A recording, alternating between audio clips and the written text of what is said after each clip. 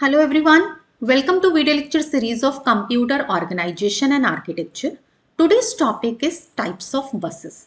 So in this video I'll tell you what do you mean by bus, what is the basic function of bus and how many types of buses are in use. So let us begin. First, you must understand what is bus. You have studied that bus is a collection of some wires or something. So you can define it as a subsystem which is used to transfer the data or the other informations in between the devices. Because you have studied that there are various components in a computer like memory, CPU, input, output, and when these devices or the components would like to communicate with each other, means either they will be sharing, transmitting the data or they'll be receiving the data. So this transmission or transfer of the data is being done with the help of buses only. That is why buses are very important. So in general, you can define that bus is a communication pathway. Means it connects the two or more devices, and because of this path only the devices can communicate. And there is a key characteristic of a bus that it is a shared transmission medium because multiple devices are attached over here with the bus. You must have drawn the diagram where there is a single bus and there are multiple devices, multiple components, and they are sharing, they are communicating with each other by the use of that particular bus. Now, bus, as you are aware now, what is its function? So, it is a multiple communication pathway or line you can say, because it is in the form of the wires or some metal lines, right? And each and every line is capable of transmitting the binary data, either 1 or 0. So a computer system which contains different types of buses and provides the pathway or a medium or a channel in between the components so that they can exchange their information, right? So here in this particular diagram you can see there is a system bus, and along with that CPU, memory, input and output, all of these devices have been connected and they can share and exchange the data. So here you can see there are three types of buses: control bus, address bus and data bus. The three buses are available over here. So what is the function of each and every bus? Let me explain it to you. First is the address bus. So address bus carries the address information, right? So you can say address lines are collectively known as address bus. And in any bus, the number of lines which are used to carry the address, they are usually 16, 20, 24, or even it could be more depending upon the type and the architecture of bus.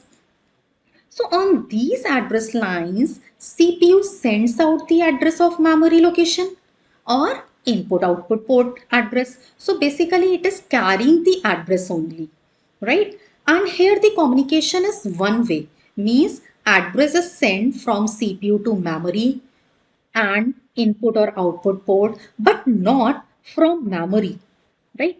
Suppose you have to write something into a memory location. So whatever you would like to write into a memory, that would be the information. But the location at which that information needs to be right, that location is the address. Next is the data bus.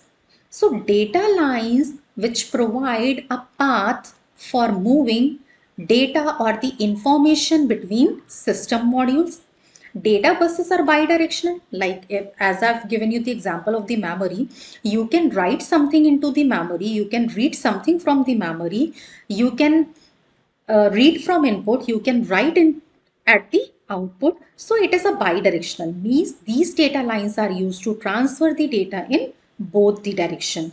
And in any bus, the number of data lines are either 8, 16, 32, and again it may be more depending upon the type of structure, architecture or requirement, right?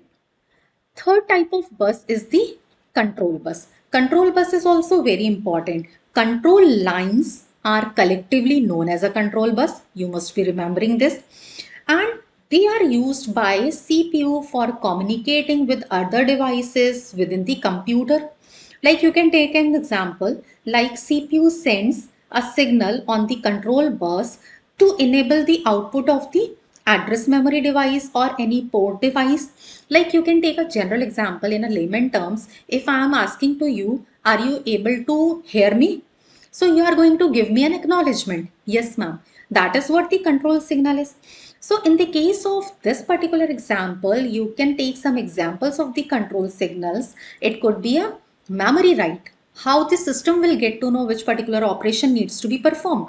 Memory read, memory write, IO read, IO write, or bus request, bus grant. Means these are all the control signals, and the remaining address or the information that will be carried by the address bus or the data bus. This is what I have already explained to you. Now, the operation of the bus. The bus operation, if there are two modules, this is module A and this is module B. A and B. If module A wish to send data to B, what is this going to do? First, there is a requirement to use the module bus, and when A is getting the access of the module bus, then it will transfer the data to the bus. While in the second case, if module B is transmitting, means if A would like to receive the data from B, means transmission will be done from B, but A is willing to receive. So what is the first step? There must be a use of bus, means request must be there. The control of bus must be taken. Then A will issue a request signal to B, like on the appropriate control lines. So the request will be sent to B that A would like to receive the information, and after putting the request and when B will receive it, then the B module will send the data to A. So this is how the operation of bus is being held. There are a number of buses, but here we are going to discuss some of the commonly used buses. First is the system bus. About this particular system bus, we have already talked about. So a bus which connects major components, that is known as a system bus, and it is a single computer bus among all the buses which connects these components of a computer system. And this particular bus, it is faster than the peripheral buses, but it is slower than the backside bus. And you must remember that it is the only bus in which data lines, address lines, control lines, all these lines are present. That is why it is also known as a front side bus. Second is peripheral buses. It is also known as a IO bus. IO is input output or external. So peripheral buses are also known as a IO bus, and it is a pathway which connects peripheral devices to the CPU. Peripheral devices may be printer, hard drives, like other external some sound cards, network cards, right? So in computing, peripheral bus, it is a computer bus which is designed to support computer peripherals.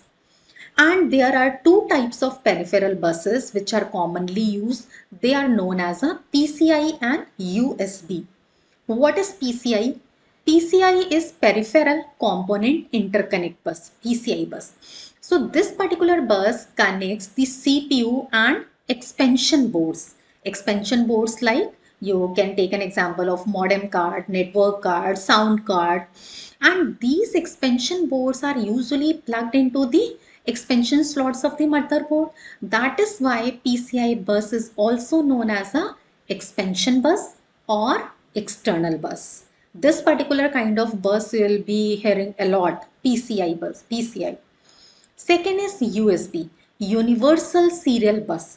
Universal Serial Bus, this is used to attach the USB device like pen drive, hard disk, right? So that is the use of the USB bus. Next type of bus is the local bus. Local bus are actually the conventional buses or the traditional IO buses which were mostly used in the earlier days. But there are three major types of local buses: ISA, MCA and EISA. So you must be aware about all of these. What is ISA? ISA is Industry Standard Architecture Bus. This bus permits bus mastering, means who will be getting the control and who is the active one, means who is playing the role of the bus master. It means it enabled the peripheral connected device to communicate directly with the other peripherals. But there is one of the consequences of the bus mastering, that is the direct memory access. And up to the end of the 1990s, most of the PCs, the computers which were in use, they were equipped with the ISA. But slowly and gradually, with the other developments, these ISA buses have been replaced by the PCI buses, because PCI buses are giving the better performance. Second is the MCA, which is the micro channel architecture. Micro channel architecture, this kind of bus, which is the improved proprietary bus, and this was designed by the IBM only, and it was designed in year 1987, and they are capable, they use their PSY2 lines of the computers. So this is a 16 or 32 bus which was incompatible with the ISA bus, but it could reach a throughput of 20 Mbps. So this was actually the design by the IBM, you must remember it. And the third is EISA. EISA is Extended Industry Standard Architecture, and this was developed in year 1988 by a consortium of companies. There were many companies, and all those companies have contributed in the development of this particular bus. And this bus, it used the connectors that were same size as in the case of the ISA connectors, but here the contacts is of 4 rows instead of 2 for 32-bit addressing. So 4 rows of contacts have been used in the case of the extended industry standard architecture. Next is the high speed bus. This is very important because high speed buses are especially designed depending upon the requirement, and they are capable to support high capacity IO devices. These buses are in use.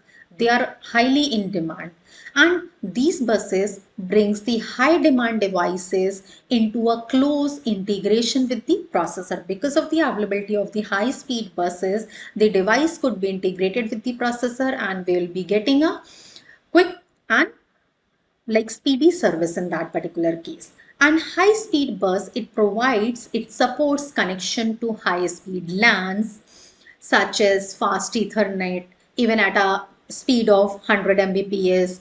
Same for the video and graphics workstations, even in the case of the firewalls, etc.